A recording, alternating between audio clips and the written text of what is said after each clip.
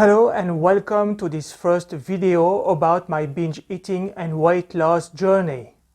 You may ask, why are you doing this? Because it might help people who are struggling with food, weight and body. And sharing this content with you helps me to grow as a person in a deep way. So here is how I overcame my eating problems and obesity. Since childhood, I've been overweight to the point of obesity.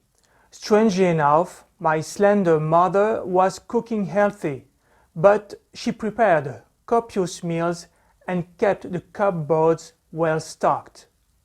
This abundance of food didn't affect my family, who were slim, except for my father, who was overweight.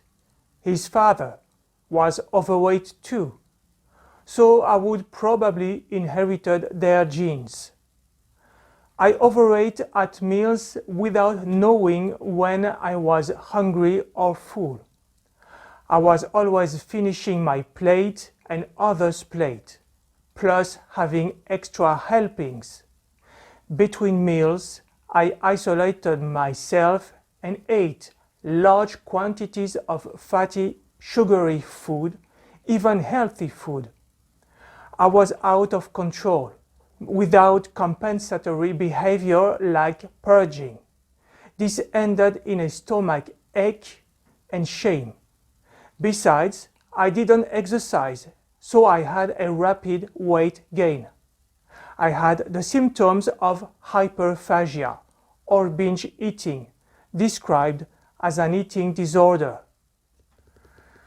At school, kids rejected me and saw me as a disgusting fat boy. That made me lose interest in school, so I had bad grades.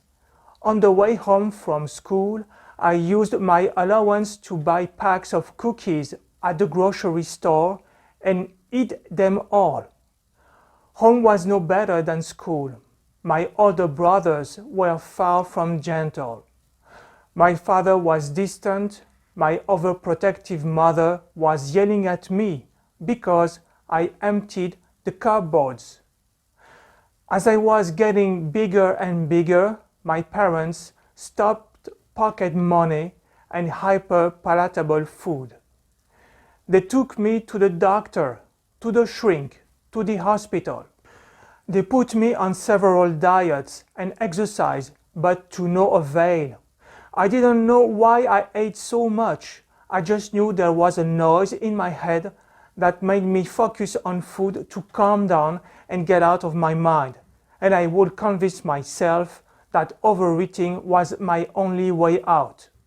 As a young adult, I was living with my parents. I didn't want to study. I had no job, no resources, no skills.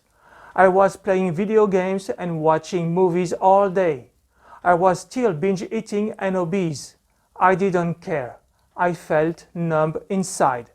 I was so in denial about myself and my body that I showered in the dark. These habits helped me to check out of my body as much as possible. But one morning, when I went into the bathroom, I forgot to turn off the light, and I had this vision. I could see my body in the mirror, in all its truth.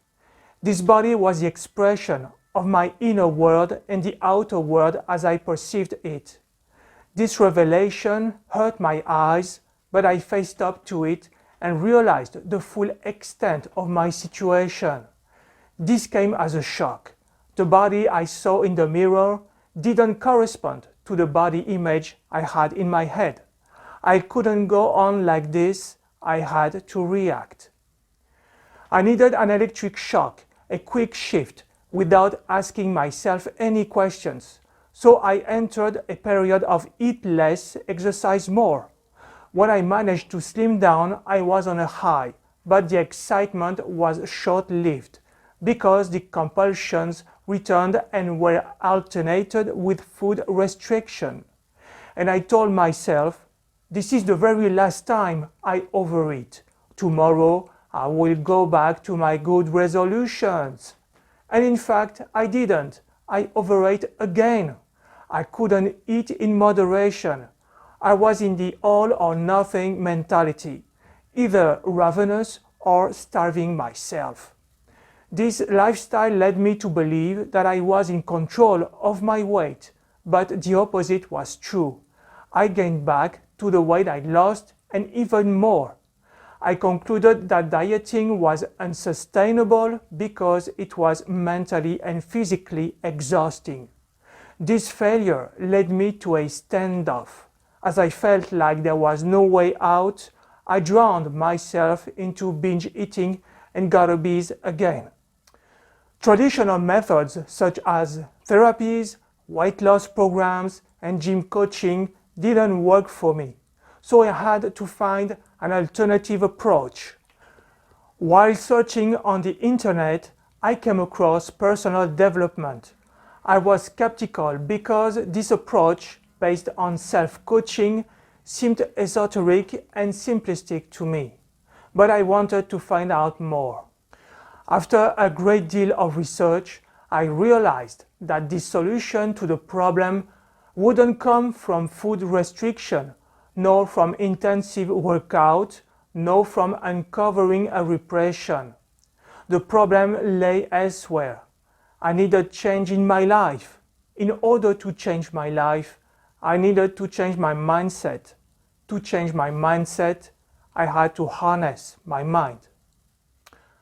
My body was in survival mode because I was overwhelmed by stress and emotions almost 24 hours a day. This perceived threat triggered the urge to binge. Then the effect of binge eating alleviated stress in the short term. As I wouldn't eat until the next day, stress and hunger came back with the urge, so I would binge eat again and again. I was stuck in this vicious cycle until I discovered that the body is not designed to live in a state of prolonged survival mode. On a daily basis, the body needs to be in a state of physiological relaxation, an essential factor in homeostasis, meaning the regulation of the body. So I had to reduce this stress, and to do this, I had to get to the root cause of the stress by exploring my inner and outer realm. I wrote a number of diaries that allowed me to work on life domains that generated stress and compulsions, such as emotions, thoughts, needs, values, relationships, goals, environment, past, and deepest desires. I started to figure out what pushed me into binge eating, which opened the door to a possible healing. Understanding is a big step forward in your healing journey. Before choosing to change my life, I had to stop self-attack and choose myself so that others would choose me and life would choose me as well. I chose to be here. I had to turn attention away from weight and food to redefining my existence. To do this, I had to list the areas of my life that required change. I was afraid because I didn't feel capable of doing it. Self-rejection, failure, and fear of life were all I knew. Before leaping into the unknown, I had to first accept the uncertainty and accept what was. Deep down, I knew that was a secret code to transform my overeating into personal improvement. I decided to start with baby steps. I stuck with regular meal timing every day. I would eat 3 copious meals so I wouldn't eat between meals. Then I had to eat slowly, being present, paying attention to my meal and my fullness cues. Most importantly, I had to enjoy it and get pleasure from it. I also gave priority to natural food, quality proteins, essential fatty acids, fibers, and proper hydration. I started to prep my own meals. Practicing this new habit was hard because my body only knew about binge eating on highly palatable food and nothing else. I was also tracking my food intake in a diary, recording everything, including binge eating episodes. It took 4 months to break my old eating habit. Then I organized my morning routine by reciting positive affirmations, practicing deep breath and physical movements that I enjoyed. I also removed distractions to improve my focus and read books about self-development every day. I joined hiking and meetup groups to connect with people. That one was hard because I was an introvert, but I felt that socializing was as nourishing as food. I strived for a better professional and financial stability by learning new skills and making adjustments. I also had to forgive my family and society, knowing that I was doing it for myself first. Then a shift happened. My weight started to come off. I felt more energized. My digestion and my sleep improved significantly. I was not hungry and not frustrated. I found out that my binge eating reflected a voice inside my head. This voice was the inner child always present in me. It dictated my behavior by saying, "I want it all right now." He made me addicted to instant reward from processed food. He was my boss, imposing a sudden craving on me to get immediate pleasure. My younger self intervened when I wanted to do something about my weight or when I was projecting myself into existence. He was sabotaging my resolutions and making me eat compulsively. On reflection, I realized that this inner child needed my attention, so I wrote him a letter showing I was a caring parent, like the parent I wish I had when I was a child. This gave me peace of mind and alleviated the compulsions. Then I accepted more delayed gratification with long-term learning objectives. I felt like I was growing up and aligned with my age group. It was a turning point in my life. As I was growing as a person, the inner child was gradually disappearing. So was the binge. Binge eating was a way to check out of my body. I just abandoned it. So eating slowly 3 regular copious balanced meals and focusing on pleasure, being present during the meal, helped me to decrease the binge. So I checked out less frequently. I also relaxed my body with massage. I enjoyed moving it at the gym and walking in nature. I occupied my brain with self-improvement content. As I enjoyed writing, marketing, and page layout, I created an online copywriting business. For the first time, I found accomplishment and pleasure outside of food. I realized the benefits of being creative and productive for my health and weight. These changes in habit reconnected me with my body. Instead of always wanting to check out of it, I began to accept it. I felt more aware. I started to inhabit this body that I rejected all my life. More and more, I checked into my body. Taking possession of my body allowed me to step into life. Then I felt a new and unfamiliar sensation: self-confidence. I didn't want to give up. I held firm because I didn't want to ruin all the efforts I made so far. I even sensed great results. By working on new habits, I ended up getting results. I gradually put an end to my instability in terms of work, relationships, and food. I changed my job, I changed the city, I changed my environment and my diet. The noise in my head diminished and the inner conflict subsided. I felt more in tune with myself. My compulsions were suddenly less intense. Binge eating faded until it almost disappeared. My excess weight melted away and I reached my set point weight by losing 35 kilos. This is the weight that I have maintained for more than 10 years. This is not about losing weight. It's about gaining life. Here is the lesson I learned from my healing journey. The more you grow as a person, the less eating challenges have a reason to exist. When combining nutrition, life change, and mind shift, your body tends to reach its natural weight. Physically, I felt so much better. Goodbye sleep apnea, sore knees, profuse sweating, digestive discomfort, foggy head, back pain, shortness of breath. Hello gym, swimsuit at the beach, clothes that fit me, stairs climbed without getting breathless, nature hikes, social life. I was in a strange place. I had more appetite for life than for food. I needed to make up for lost time.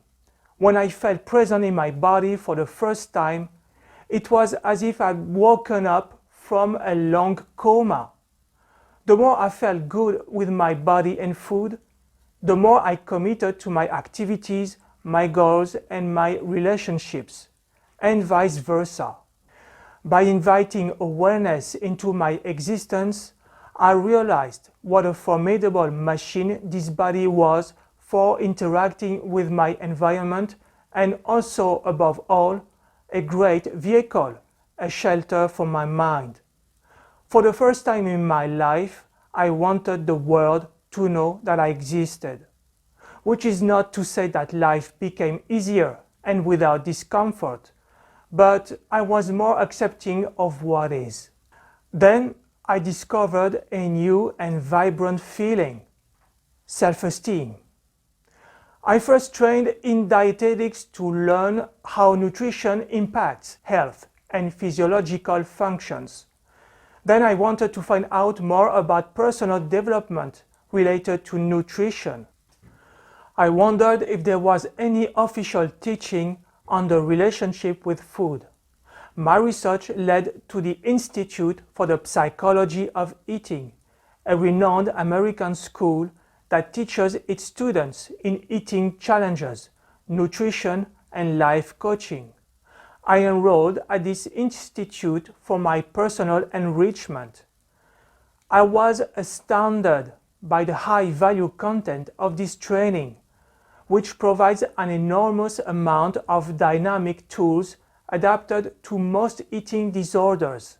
It allows you to work in depth on your relationship with food, body, and mind by tapping into what really nourishes us, apart from food, even if, of course, nutrition remains an important lever. I haven't found the equivalent of this teaching anywhere else. When I was certified as a mind-body nutrition coach, people around me encouraged me to become a coach. According to them, I had a duty to pass on my experience and knowledge, which they considered rich and useful, to those who need it the most. So I stand before you to offer a coaching service based on a new alternative approach that explores the nuclear core of your relationship with food.